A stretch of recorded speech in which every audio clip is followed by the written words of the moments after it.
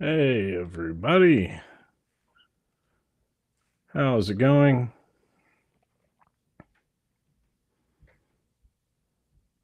Welcome to the live stream of consciousness. As I just finish adjusting things here and try to make sure that we are live everywhere that we need to be, which it seems like we are now. So that is great news. Um, I hope everyone can hear me okay. And yeah, let me know in the chat if you can, um, or if you can't. So hopefully everything is going well.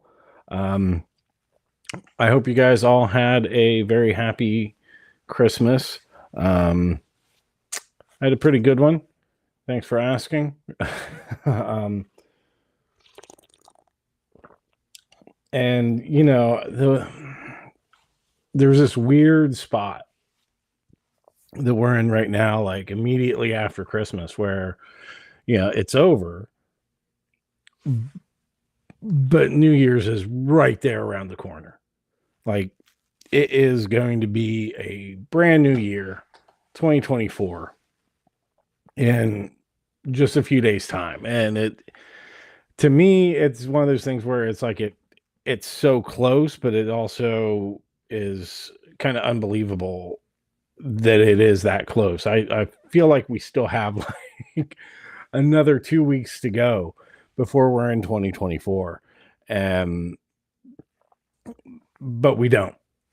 It's coming up. And a lot of people love to use the New Year's as a way to reset their goals, make resolutions, all of that jazz. I do too. I mean, why not? Because it's a calendar point. It's a good way to mark a start and then see how you progress through the year and where you get to by the end of it. I'm all for using that as a good starting point for goals, but we should never let it be the only thing that oh well I have to wait until January 1st to start it. So that's why I don't like resolutions.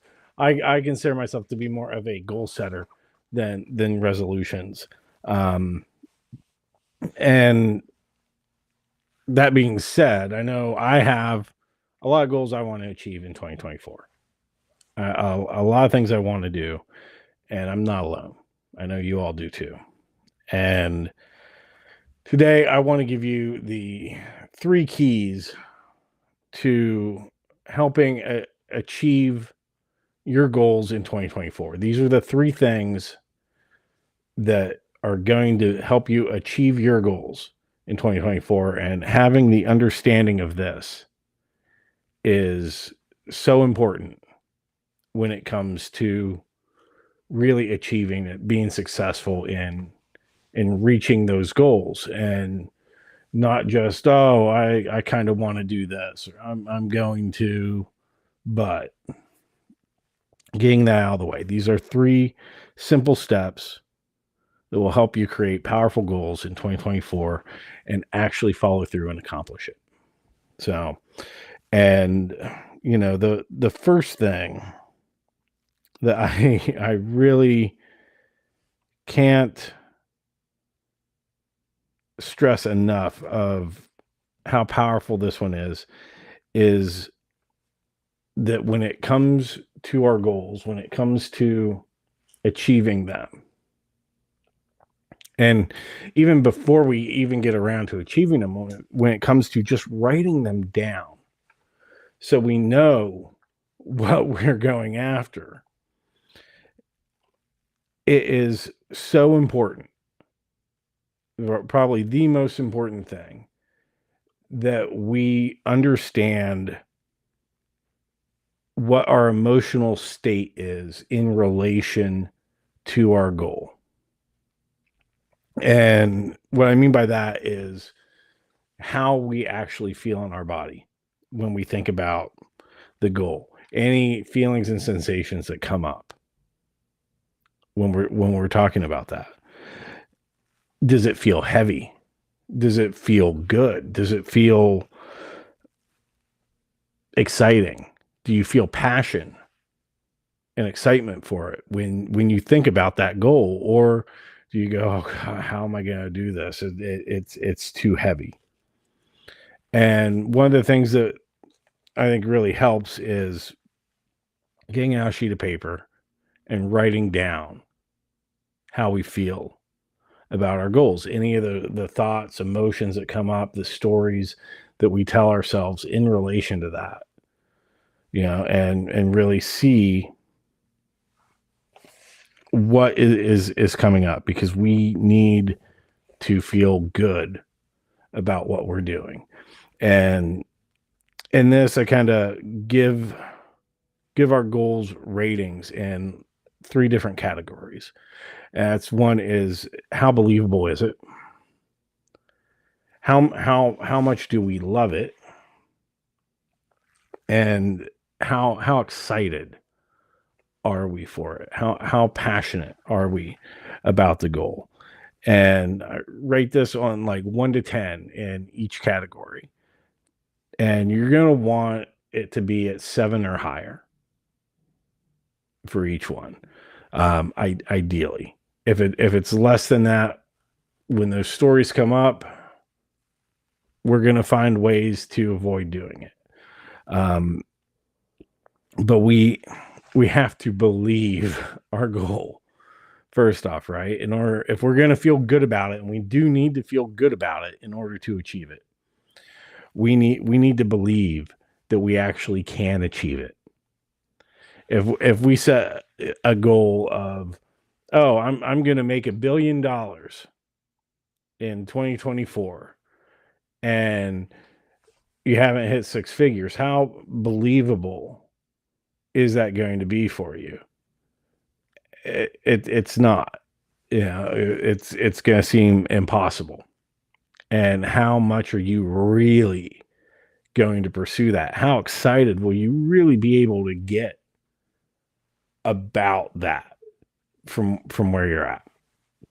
And I'm kind of going into point number 2 here, but we'll get back to that. How much do we love our goal? So that's the other part. When we're feeling our emotional state in relation to it, is it something we feel good about? Is it something we love? Or does it have that feeling of, I have to, I'm supposed to, that heavy kind of feeling? We need to love it. We need to be like, yeah, this feels good. This is what I really want. I love this and love that goal. Whether we get there or not, we still love it. And we're going for it. And that's going to get, again, into another area. But then the third one is that excitement, the passion for it. How turned on are we for our goals? And that's the important part, because again, much like love, if it has that heavy weight to it, if we're not excited for it, then we're not going to do it. Because remember, like, our subconscious has all of these programs are running. All of those thoughts that go through our head that tell us, I can't. Oh no, I can't do this. I shouldn't do this. Whatever that holds us back. It's a safety mechanism. It's to keep us from moving towards our goals and moving somewhere different, because the only thing that the subconscious wants to protect us, and the thing that scares it the most, is the unknown. So it'd rather stay with the devil, even though it doesn't help us achieve our goals. So we have to understand that those stories are what's going to come up, and that's going to stop us. And if we're not excited for it, if it feels like work, and not work that we love, but just like a tedious kind of chore, we're not going to do it because those programs are going to kick in. And if there's ever a conflict between the emotional and the logical part of the mind, the emotional part of the mind will win 100% of the time. So that's why emotions are so key in actually achieving our goals. How we feel about it is what's going to impress it into the subconscious and allow us to choose it. So now when I talk about believability, the other thing going into key point 2 is we need to identify where we're at, the start and the end point of the goal. And that starting point is not just where we're at physically in relation to the goal, but also emotionally. And if there's a goal that we really want to achieve, but then those emotions come up in the current situation that said, oh, I can't. And it creates those really uncomfortable feelings where it makes us kind of move away from it. We have to address that before we can move to our goal. And for an example, me being here now on this live stream, talking to you, this was something a couple years ago I absolutely didn't want to do. Did not feel good about using social media at all. And when I'm like, I want to run workshops, I need to get the word out about what I do, what I can teach you, I knew I had to kind of embrace that. And as I started to, not knowing what I didn't know at that point, not clearly having that starting point identified, a lot of resistance came up to just using this at all. Like, you know what, maybe I shouldn't do. What's the point? There's a lot of apathy, a lot of fear that came up around that, and I had to sit with that, and I had to release on it and get to the point where I could actually accept emotionally where I was in relation to my goal of using social media as a way to educate, entertain, and bring people into my world. So I can share what bits of wisdom I've picked up along the way and do what I'm here to do, which is help people overcome their blocks and let go of the shit that's holding them back. And in that respect, we really need to keep an eye on those emotions day to day, what the stories that we tell ourselves come up, and identifying that programming and seeing it, because if we don't do that and we can't accept that that's happening, if we can't accept our current situation, where we're at in that starting point in relation to our goal, we can't move in the direction that we actually want to go to. So I oh, excuse me.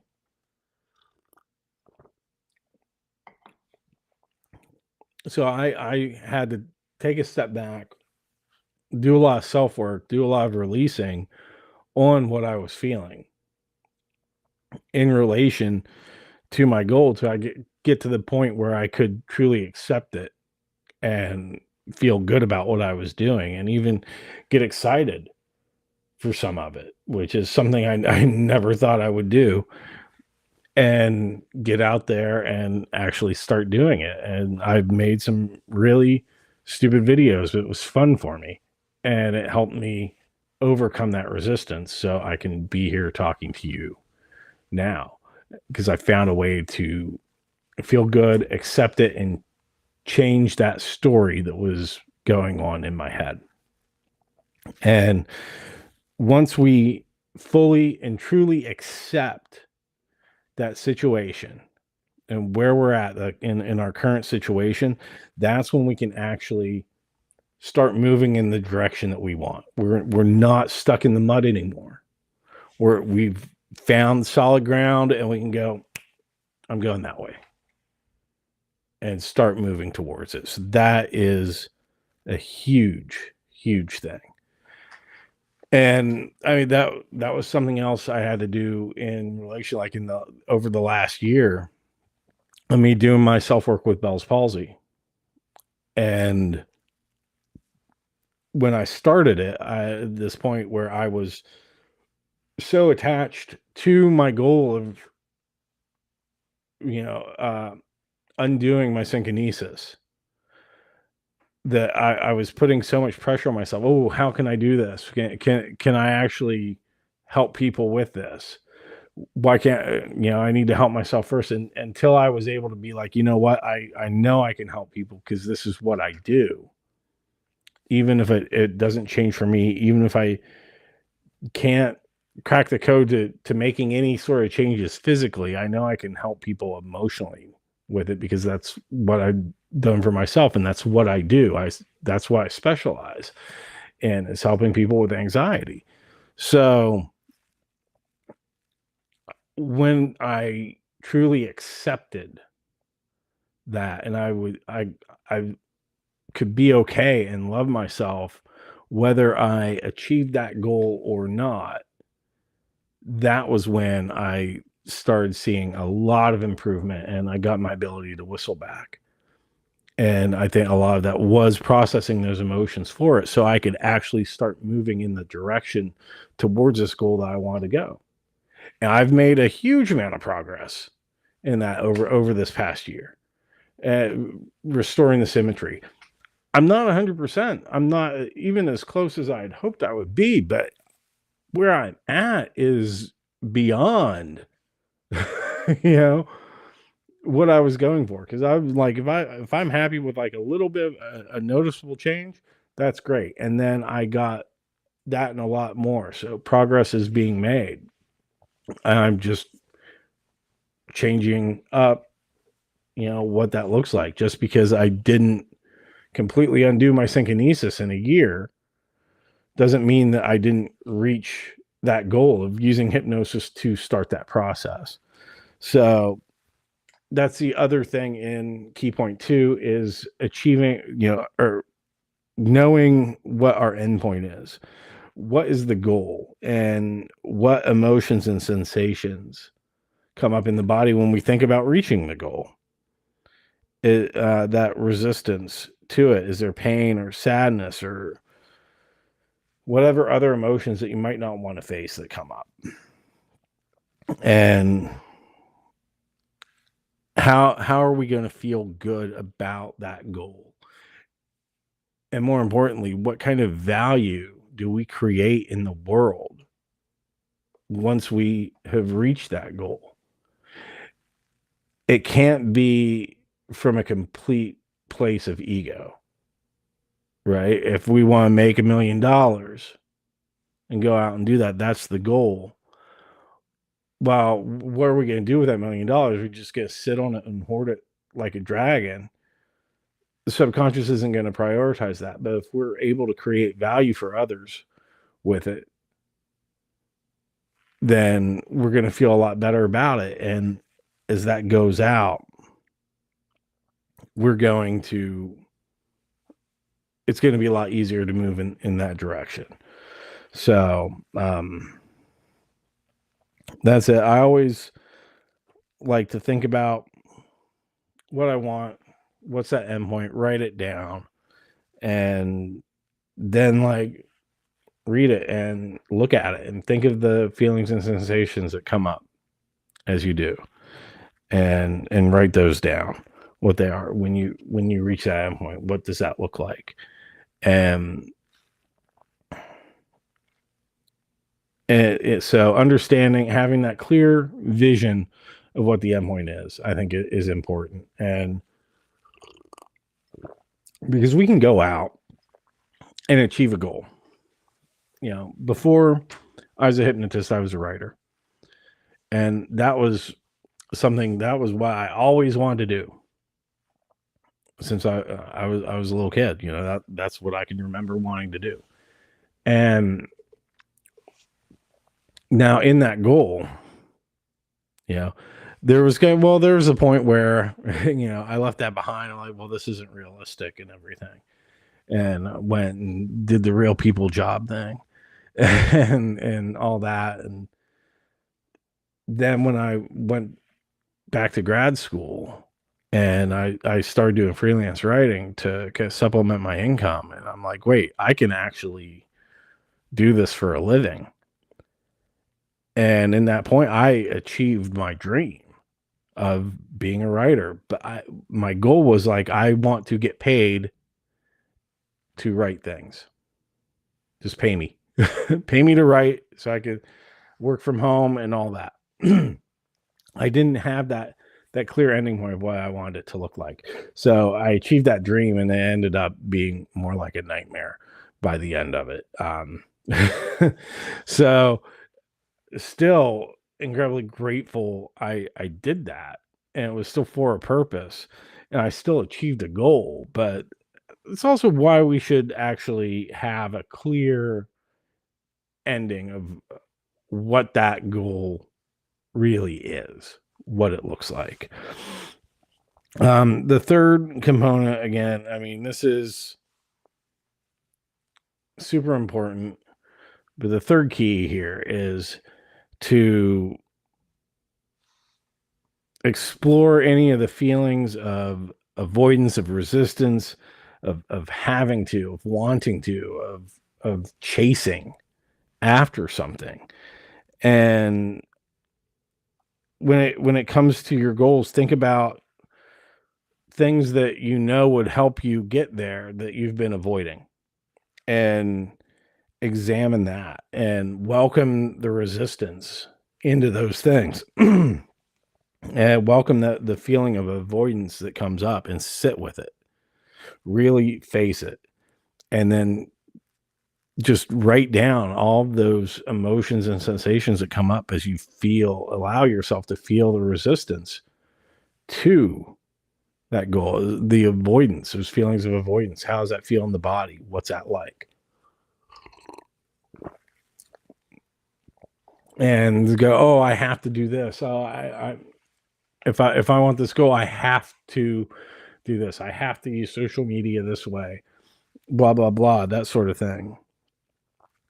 I want you to think of something that you do that you don't want to do, but you do it because you feel like you have to do it. You don't enjoy it. You just do it because you feel like you do it. And that could be your job. Like it could be taking the recycling out. But just think of those things, what it feels like, to the feeling of having to do something, or I need to do this. Like you're being forced to. And write down the sensations, the feelings that come up in relation to that. Next thing is start exploring the feeling of wanting. Think of something that you've wanted to achieve for a long time, something you want to get, like, oh, I want this, I need this, but I just can't get there. I just haven't been able to. And welcome that in and just sit with it. Like, close your eyes and just really allow yourself to feel what it feels like to want, to just as much detail as possible what it is to want, and know that you can't want and have simultaneously, and that wanting ends up causing us to push away the very thing that we want. And then once we've done that, we've explored these things, that wanting, the avoidance, the fear, that feeling of having to. And then we get to the fun stuff. This is where you think of something that you choose to do just because you love it, just because you enjoy it. And like you could be tired, you could be a little scared, but you choose to do it anyway because it's something that you enjoy. It's something that just brings you a lot of joy in your life. It makes you feel good, and you choose to do it. You don't need to do it. You know what? You just decide to anyway because you love it. And notice the feelings and sensations that come up in relation to that. What it's like to choose something.